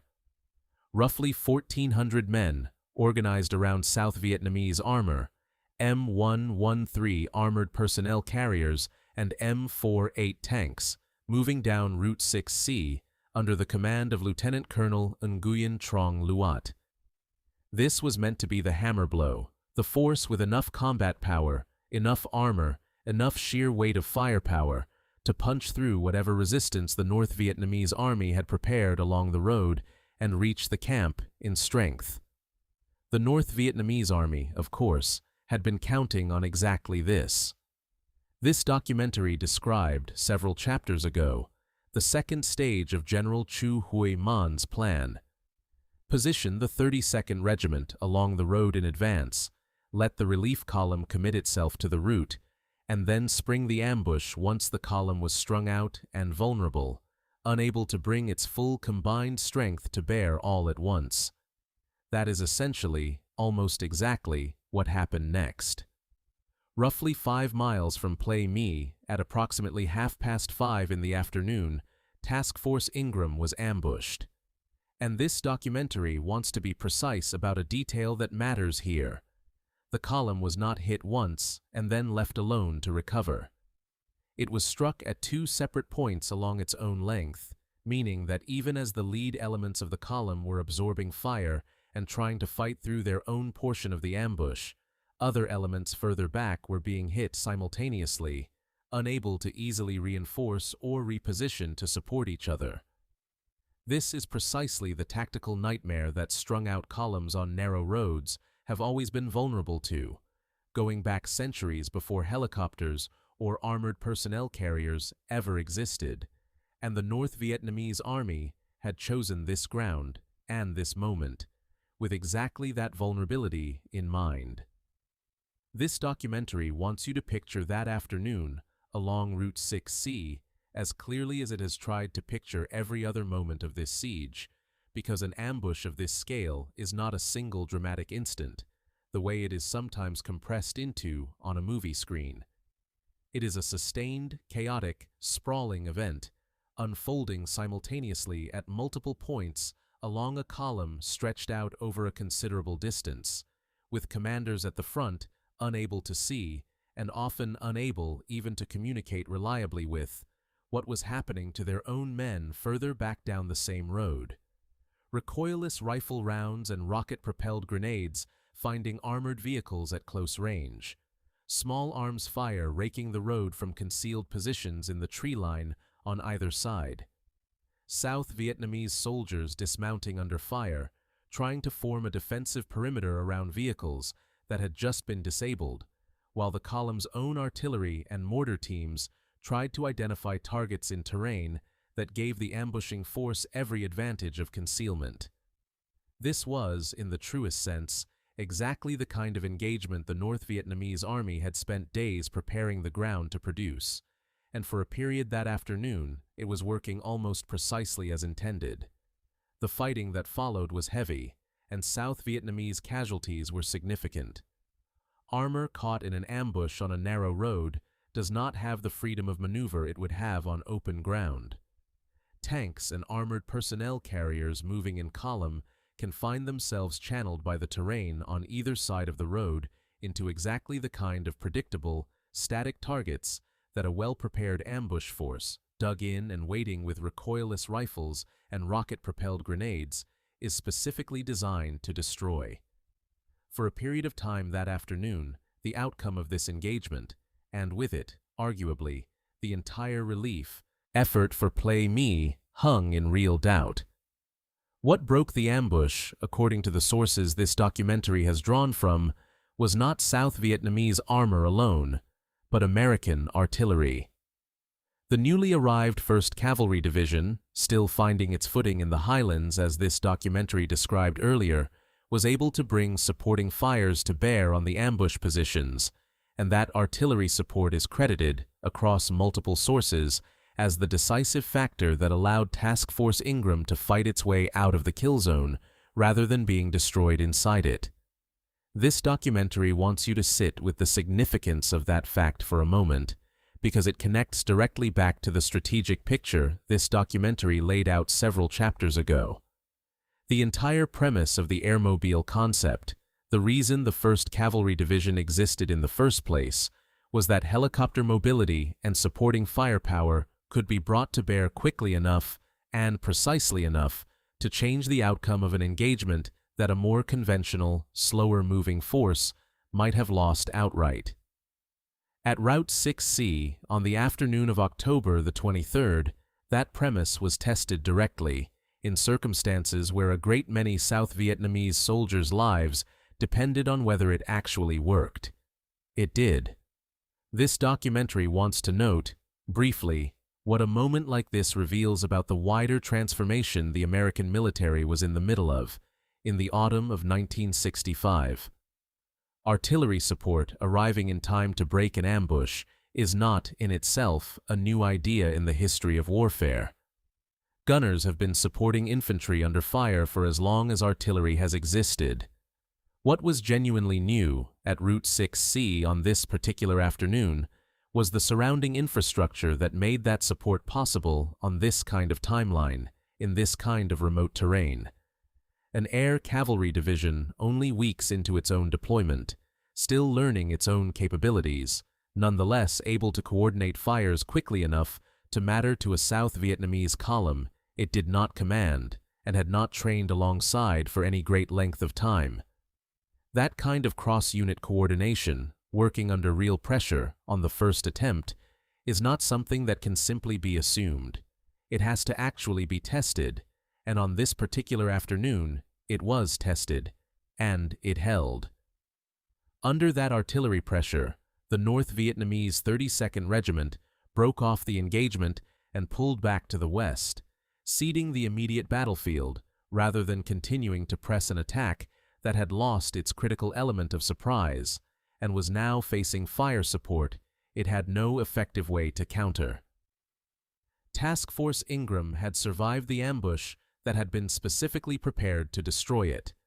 But survival and success are not the same thing, and this documentary wants to be honest about what came immediately afterward, because the column's own commander made a choice in the hours that followed the ambush that has become, in its own quieter way, one of the more scrutinized decisions of this entire siege, and it deserves its own careful telling in the chapter that follows. In the hours immediately after the ambush on Route 6C, Task Force Ingram did not continue its advance toward Plei Me. It halted, in place, roughly 5 miles from the camp it had been sent to relieve, and it stayed halted for something in the neighborhood of a day and a half before finally resuming its march. This documentary wants to walk through that pause carefully and honestly, because it represents one of the more genuinely debated command decisions in this entire siege, and it deserves to be narrated with exactly the same calm, unresolved honesty this channel tries to bring to every disputed judgment, call it encounters. According to the sources available to this documentary, Lieutenant Colonel Nguyen Trong Luat, having just fought his column out of a 2-point ambush that had come close to destroying it entirely, was reluctant to resume the advance for fear of walking directly into a second prepared ambush somewhere further along the same road. This is not, on its face, an unreasonable fear. His men had just survived exactly that kind of attack once already that same day, at real cost, and there was no particular reason to assume the North Vietnamese 32nd Regiment, having pulled back rather than being destroyed, would not simply regroup and prepare a second trap somewhere closer to the camp. One account describes Luat as having gone further still, reportedly wanting to withdraw his column back toward Pleiku entirely rather than continue pressing forward at all, a considerably more serious step back from the mission than a simple operational pause.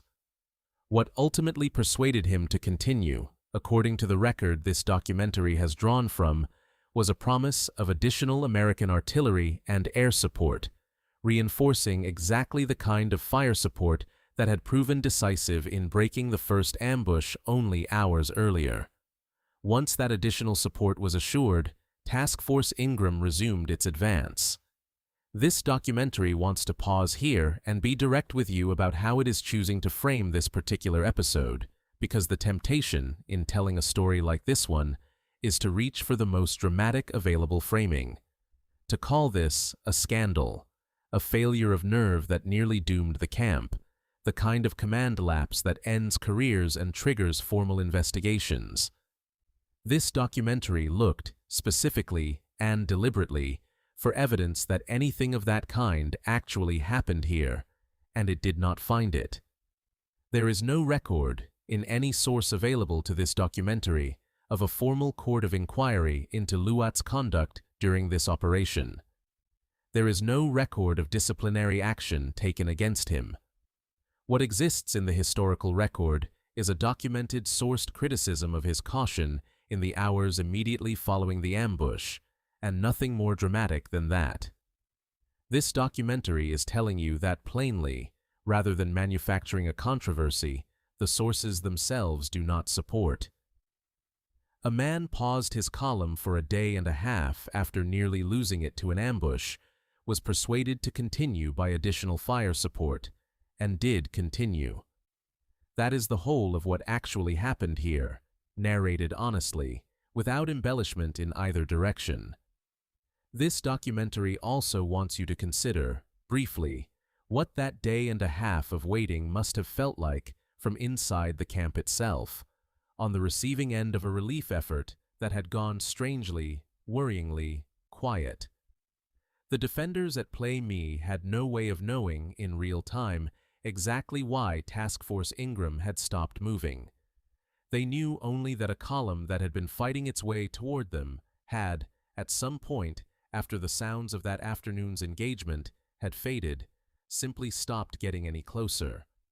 For a garrison that had already absorbed 6 days of siege, a downed helicopter, a fatal rescue patrol, and a costly sortie outside the wire, a further, unexplained day and a half of waiting for a relief force that appeared to have stalled must have been its own particular kind of strain, layered on top of everything that had already come before it. This documentary does not have a first-hand account of exactly what was said or felt inside the camp during those specific hours, and it is not going to invent one. It simply wants you to hold that uncertainty in mind, alongside Luat's own caution on the road, because both experiences, the column's hesitation and the camp's waiting, were happening at the same time, to different groups of men, each dependent entirely on decisions the other group could not see or influence. On October the 25th, Task Force Ingram resumed its advance and covered the remaining distance to Plei Me against only minor resistance. The column reached the camp and formally relieved it. This documentary wants you to picture that moment for what it actually was, arriving after everything this documentary has already described. 6 days after the first Montagnard patrol had been ambushed at dusk on October the 19th, 6 days after the main assault had broken over the camp in the dark hours after midnight, 6 days after a downed helicopter crew and a rescue patrol had cost the lives of 5 Americans in a single terrible morning, 6 days after Beckwith's Rangers had fought their way in on foot and taken over the camp's defense, and 2 days after Task Force Ingram itself had nearly been destroyed in an ambush along the very road it was now finally, completely traveling. Armored vehicles finally rolling up to a perimeter that had held, against everything thrown at it, for the better part of a week. That same evening, the North Vietnamese army completed its withdrawal from the area entirely, pulling back to the west toward the high forested slopes of a mountain massif called Chu Pong, straddling the border with Cambodia. The Siege of Plei Me was over. 7 days, by most reckonings, from the first contact on the evening of October the 19th to the camp's formal relief on October the 25th. The camp had held. The relief column, battered and delayed, had ultimately gotten through. And the North Vietnamese army that had planned this entire operation as a deliberate 3-stage trap, one designed specifically to draw out and destroy a relief force before ever having to face the camp's defenses directly, had failed to spring that trap completely, thanks in no small part to American artillery breaking the ambush at exactly the moment it might otherwise have succeeded. But this documentary does not want you to mistake the end of the siege for the end of this story, because the North Vietnamese army withdrawing toward Chu Pong that evening was not retreating out of the war entirely. It was falling back toward a sanctuary it had used before and would use again, regrouping rather than surrendering. And the American command watching that withdrawal unfold was about to make a decision that would carry this story directly into the battle history, remembers far better than it remembers Plei Me itself. General Westmoreland, watching the North Vietnamese army withdraw toward the Chu Pong Massif in the days following Plei Me's relief, faced a choice that carried enormous weight for how the rest of the war in the Central Highlands would unfold. The easier path, in some respects, would have been simply to accept the siege's end as a victory in itself.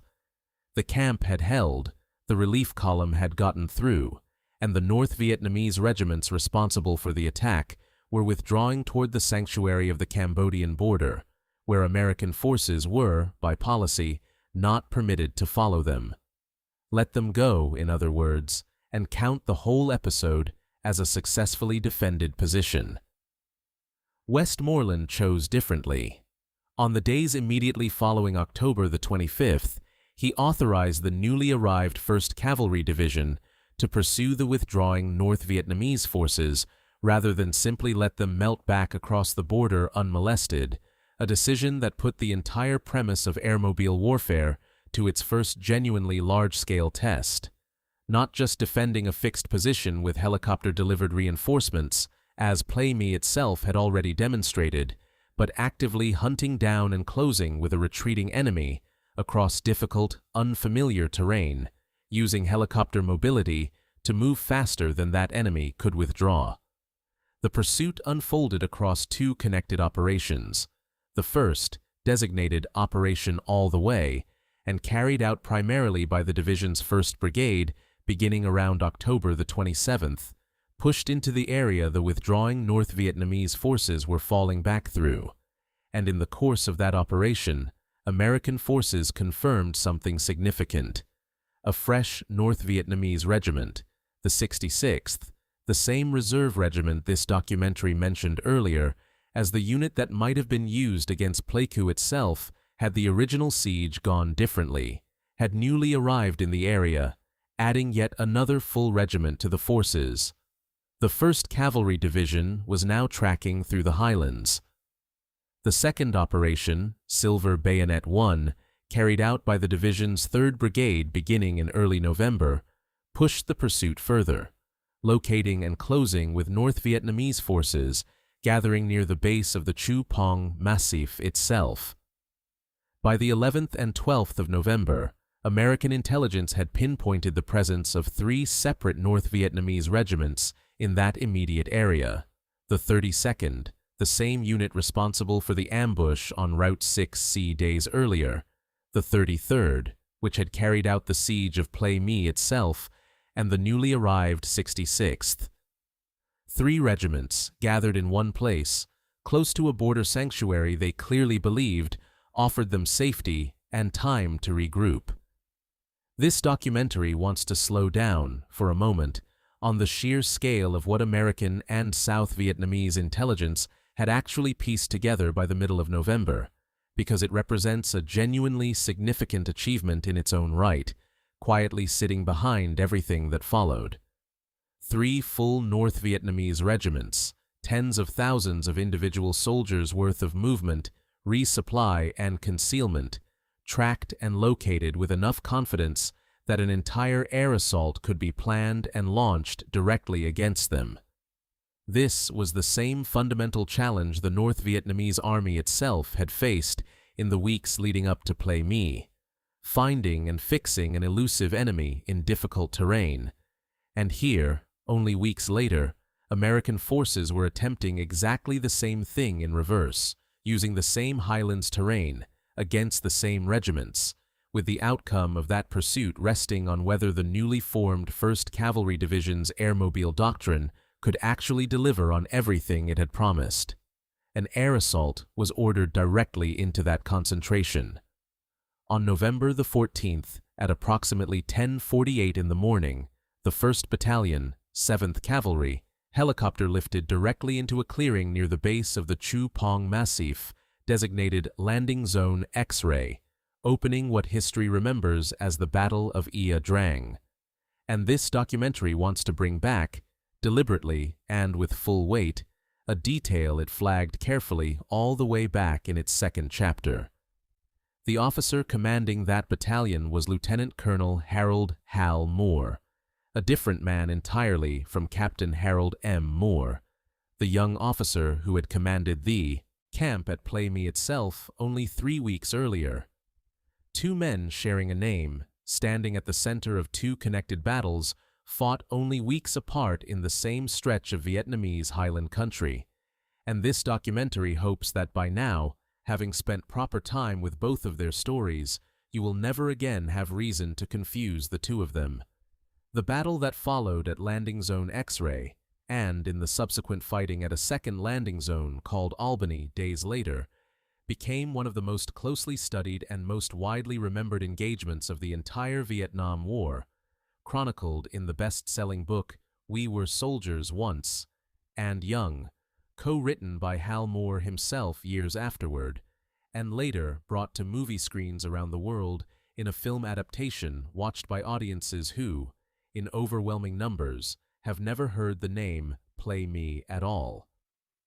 This documentary wants to close this particular chapter with one final detail, drawn from the North Vietnamese Army's own account of these events, because it completes the story in a way this documentary finds genuinely moving to sit with. According to that account, General Chu Huy Man's B-3 Field Front had, in fact, intended to make a second attempt on Plei Me itself, regrouping after the failed siege and preparing to try again against the same camp that had cost his forces so heavily the first time. That second attempt never happened, not because the plan was abandoned, but because the American pursuit that followed the siege's end forced his regiments to divert and meet a new and more immediate threat gathering at Chu Pong instead. In other words, the Siege of Plei Me did not simply lead into the Battle of Drang as an unrelated sequel. The American response to Plei Me is, by the North Vietnamese Army's own accounting, the specific reason a second siege of that same camp never came. Drang did not just follow Plei Me. In a very real sense, it replaced what would otherwise have been Plei Me fought twice.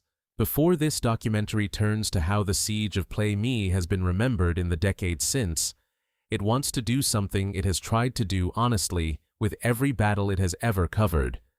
Lay out the casualty figures plainly, and be equally plain about where those figures do not fully agree with each other, rather than presenting you with a tidy final tally that hides the genuine uncertainty sitting underneath it. Start with the Allied side.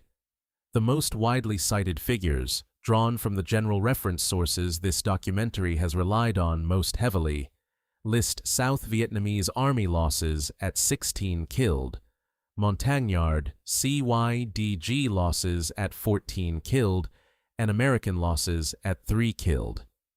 That last number, 3 American dead, deserves this documentary's full attention because it sits uncomfortably against everything this documentary has already told you across the previous chapters. Sergeant First Class Joseph Bailey, killed leading the rescue patrol out through the wire on October the 20th.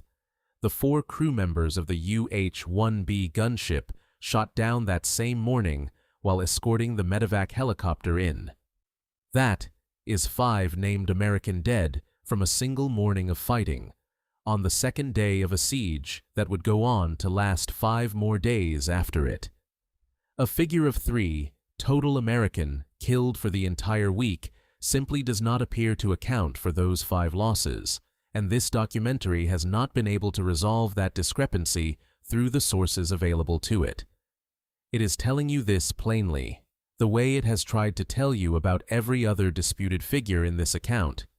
Some tallies say 3 American dead for the siege as a whole, but that figure appears, on close examination, to undercount the helicopter crew and the rescue patrol alone, without even considering whatever losses may have occurred among the American advisors fighting inside the wire itself over the following days. This documentary would rather leave that tension sitting honestly unresolved in front of you than quietly round the numbers into something that fits together more neatly than the actual record supports.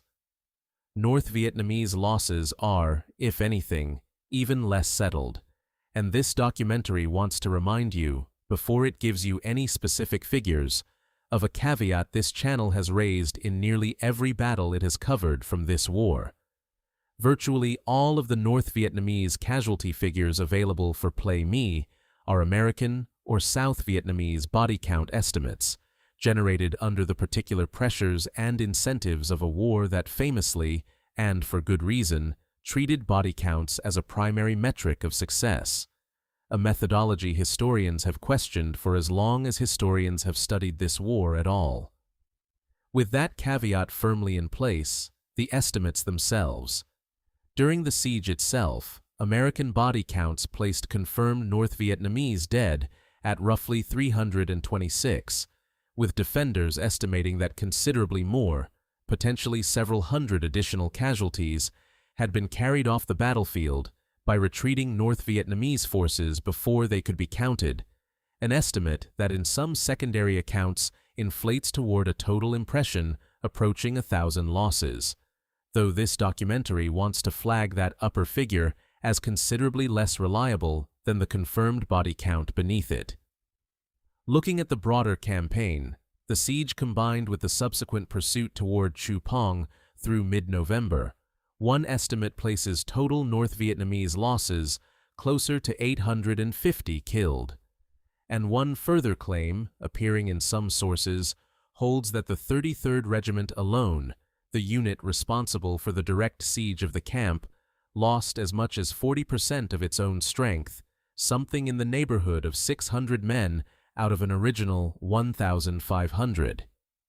Though this documentary wants to be clear that this figure explicitly appears to cover the siege and its aftermath together, not the week of direct fighting in isolation. Air support numbers carry their own smaller version of the same kind of discrepancy.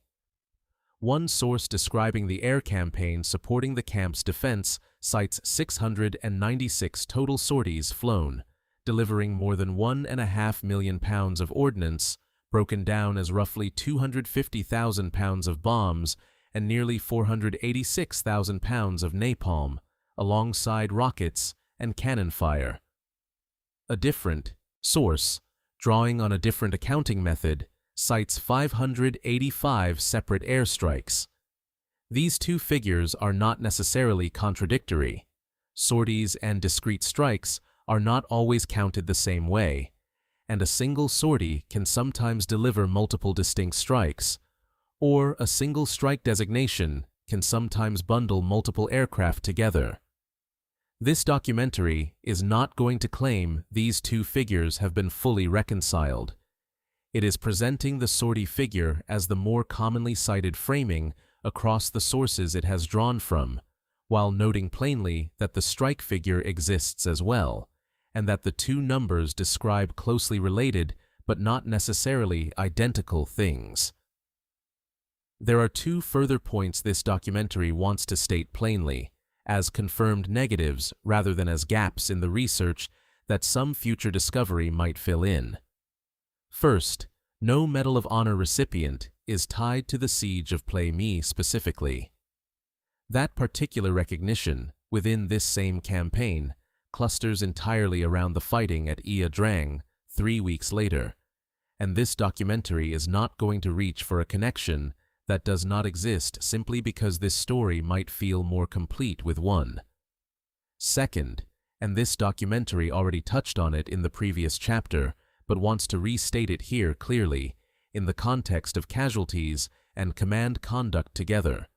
No formal court of inquiry into the conduct of the siege, the relief effort, or Lieutenant Colonel Luot's pause after the ambush was found in any source available to this documentary.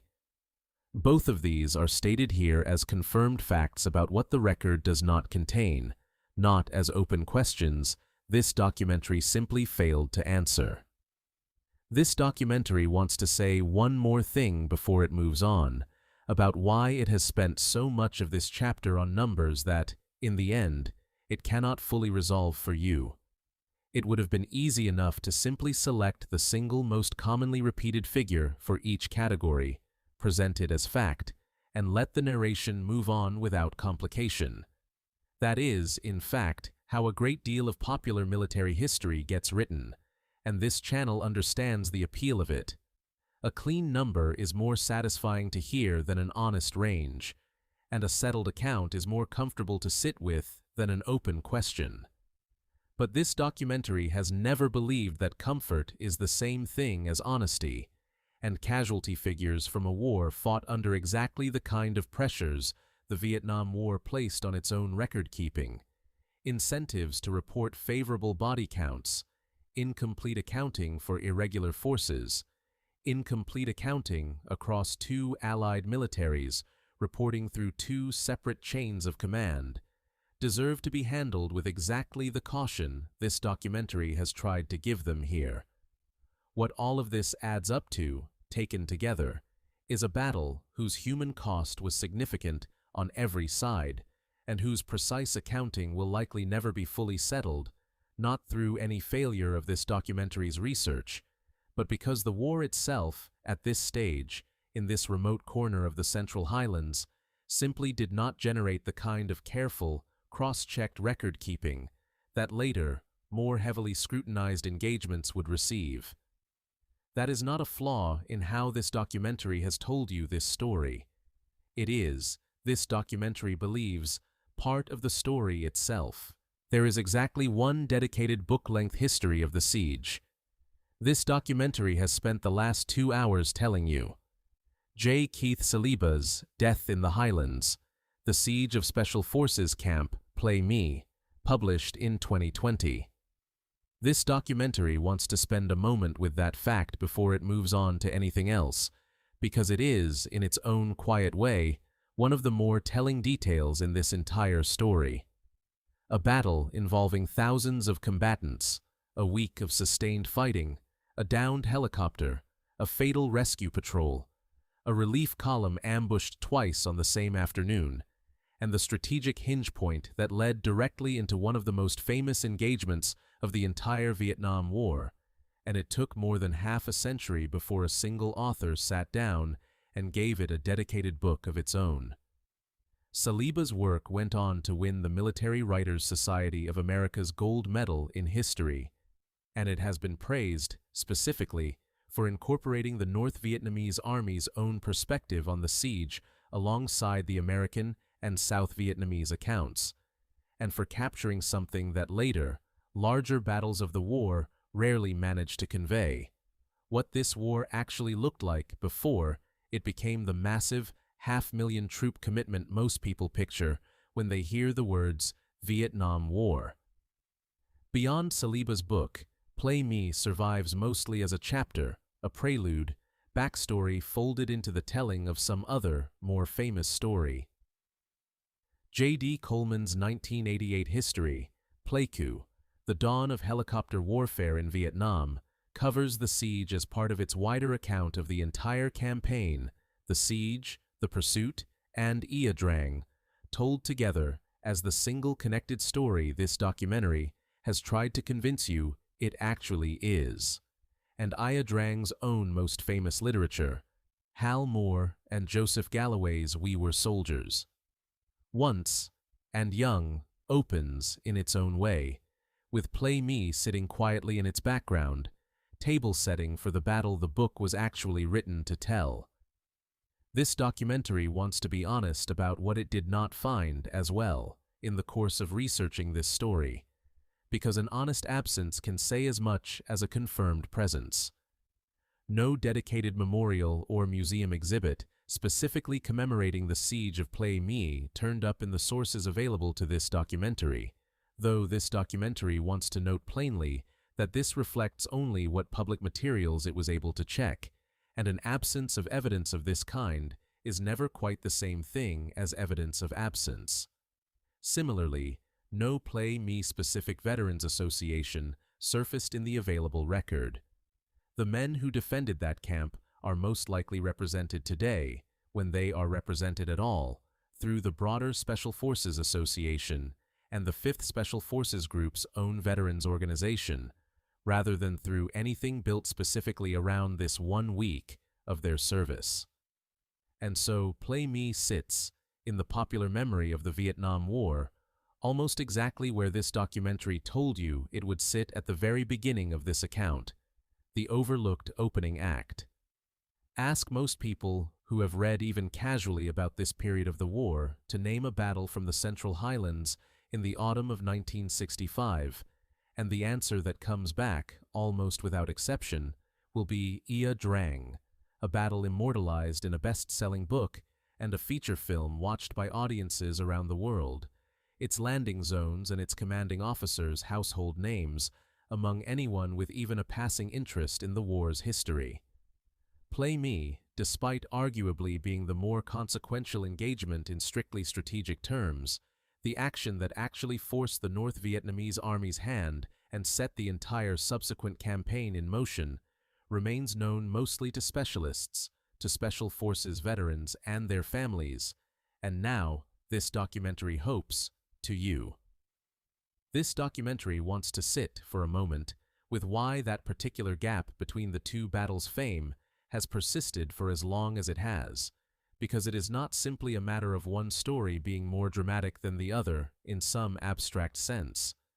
Both battles feature exactly the same essential elements: American forces facing a numerically superior, well-organized North Vietnamese regular force in unfamiliar terrain, close air and artillery support proving decisive at critical moments, and small units fighting, in places, at extraordinarily close range against long odds.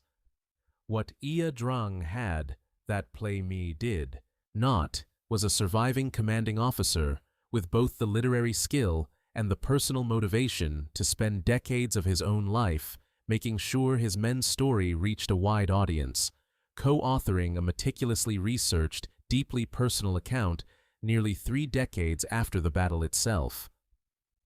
Plei Me never had an equivalent champion, of quite that same stature and reach, at least not until Saliba's book arrived in 2020, more than half a century after the fact.